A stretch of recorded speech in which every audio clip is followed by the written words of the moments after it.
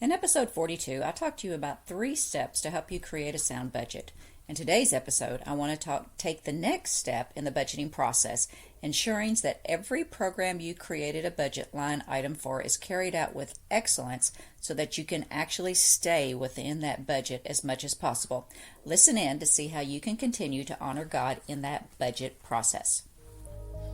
Hello, my name is Michelle Brown, and I love all things business, church finances, and books. In this podcast, we are going to learn the ins and outs of church finances, minister taxes, and how to run a church office or your business while keeping Jesus at the center of everything you do. So grab your notebook and pen, my friend, and let's get ready to learn something cool today. Hello, and welcome to episode 56 of the Bookkeeping with a Purpose podcast. As you know, I believe that note takers are history makers, and there is always something you can take notes on, so let's get started. First off, though, here is today's quote. I thought this one was cool. The quote is, "Whatever is worth doing at all is worth doing well." Those words were penned by Philip Stanhope, the 4th Earl of Chesterfield, in a letter to his son back in 1774, and I believe that is still applicable today. So when we talk about budgeting, let's talk about a program that many churches have in common: Wednesday night meals, or your midweek meal, however you want to phrase it. This program is a mainstay for many churches, especially your small to medium-sized churches. Who doesn't love a home-cooked meal when you don't have to do the cooking? Me. Love home-cooked meals. Okay, so depending on the size of your church, the budget for this program can be a few $100s or thousands of dollars every year. As you know, everything a church does should glorify God, including midweek meals. Today, we're going to discuss some ways that you can glorify God in your Wednesday night meal budget and bring excellence to your members while enjoying a meal together. Number 1, offer high-quality, delicious meals that are both nutritious and offer options for those with food allergies and sensitivities. This can include gluten-free, dairy-free, vegetarian, and sugar-free options. There is nothing worse than feeding somebody's kids sugar and getting them all ramped up and then sending them home at 8 o'clock on a school night and expecting them to just chill and be ready for bedtime by 9. Okay? So please keep that in mind when you're doing, especially your drinks and the meals for your kids. When talking about food allergies, and sensitivities, I just ate a chocolate cookie and I've got cookie in my throat. When you want to talk about food allergies and sensitivities, it reminds me of me, actually. I have lots of food sensitivities, but I'm majorly, with a capital M, lactose intolerant. So when I was on staff at a church a few years ago, my husband actually volunteered and did the cooking 1 week per month. Of course, he always made sure that there was something safe that I could eat, because so many times a lot of things that you throw together are going to use dairy, are going to use milk, cheese, creams, things like that, onions, garlic, all the good stuff. Well, I can't have all that good stuff. So he always made sure that even if he was fixing, something like, we'll say spaghetti. If they're doing spaghetti with a meat sauce and garlic bread and cheese, shredded cheese to go on it, or lasagna, he would make sure that I had some set aside that didn't have the cheese in it, that didn't have the chopped onions in it, that didn't have garlic bread. He would just give me a piece of toast instead.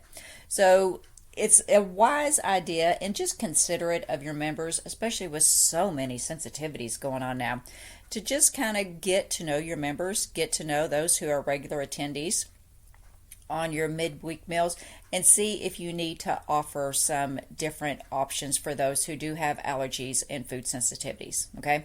All right, so the second thing you can do is train your servers to be kind and pleasant.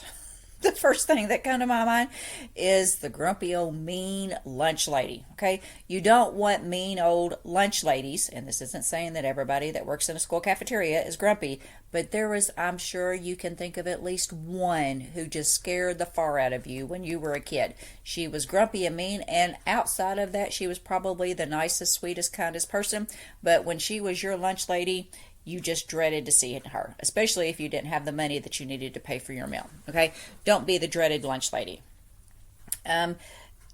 You have no idea the type of day that those individuals had either at school or at work before they came to church that night, and they just want to chill. They want somebody to be nice to them. They want somebody to smile to them. And of all places in the entire world to go to see kindness, it should be in the church. All right. So train your servers to be kind and pleasant, to learn to. I personally, mini confession here, I struggle with facial expressions.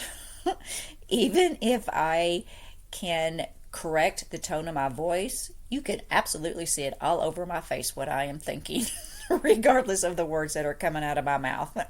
So, do trainings, do kindness trainings, go over situations that people may come across, and, this is the proper way to respond to that. All right. Number 3, don't use disposable dinnerware. I know it is the easiest thing in the world for cleanup to do paper plates and bowls and plastic silverware and just to toss it in the garbage can. But that is such a waste of money. It is way too expensive to throw away paper plates and silverware each and every week. All right. So just buy good and affordable dinnerware that can be washed and used for a long time. It doesn't absolutely have to all match. I'm sure that you could probably collect enough bowls and plates and extra silverware from church members that would be willing to donate, and you just have a very colorful table setting. All right. Or if you want to be, a little more, I guess fancy is the word you could use, then invest in matching dinnerware, but don't go the disposable route. Okay. So it's too much money. You're just literally throwing money away every week. And then number 4, keep the cost reasonable. I definitely suggest limit the cost per person to around $5 to $7 max, and then put a cap on the families, of around maybe $20 to $24 so that all families can afford to eat. Not everybody is a mom, a dad, and 2 kids. There are lots of families out there that have 3, 4, 5, 6 kids, okay? Sometimes even up to 8 kids.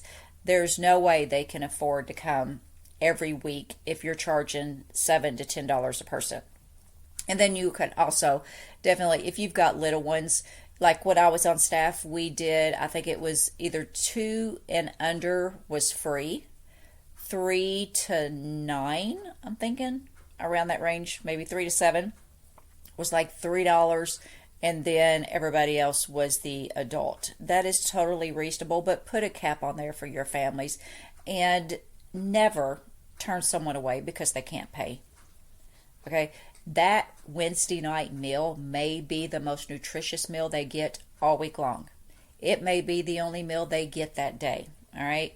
So if someone can't afford to pay, or a family, they just don't have the funds, offer alternative means of payment, such as they can help with setup. They can help with cleanup in exchange for a meal.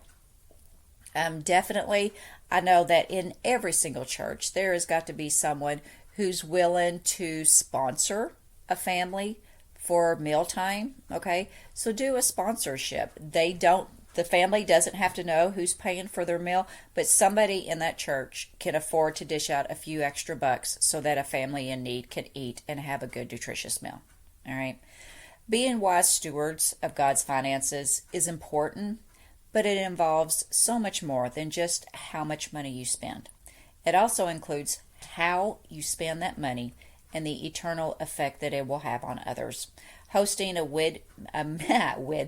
midweek meal can provide an opportunity for a tired single mom to feed her children a nutritious meal without breaking her pocketbook, and at the same time you're feeding her and her children, you can be feeding their souls as well.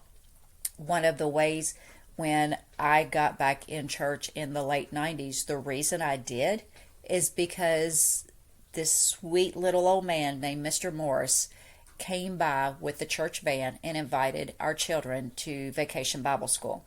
And because of his kindness, and that he said that they would feed the kids every night during VBS, his kindness was such a need in my life at that time that it drew me to that church, and I have never turned back. I have been faithful in church ever since. I love the church. I need the church. We all need the church, people, but I am the first to admit I need the church. So you never know how providing an affordable meal for a family can help. Okay? And that is going to wrap up another episode, my friend. I know this one is a little different than normal, but finances includes more than just payroll and ministerial taxes and doing a budget. There's so much more involved in that. And I thought that this was a nice break and give something different. So I pray that the information provided helps you in your church to see that budgets are more than just numbers on a spreadsheet to be kept. They are also a means of bringing hope to others in the hope of Jesus Christ and enjoying a good meal together. Because I guarantee you, we're going to eat some good eats when we get to heaven, and we might as well start practicing now. So until next time, my friend, let's all strive to make an impact and not just an income. And remember to take care and to always look your best, do your best, and be your best. Talk to you soon. Bye-bye. Thanks again for listening to today's episode. If you learned something new or were inspired in any way, please do me a huge omungo favor and leave me a fantastic 5-star review on Apple Podcasts. It helps more people to find the show. And then share this episode with someone who you think it could help. Until next time, my friend, be blessed.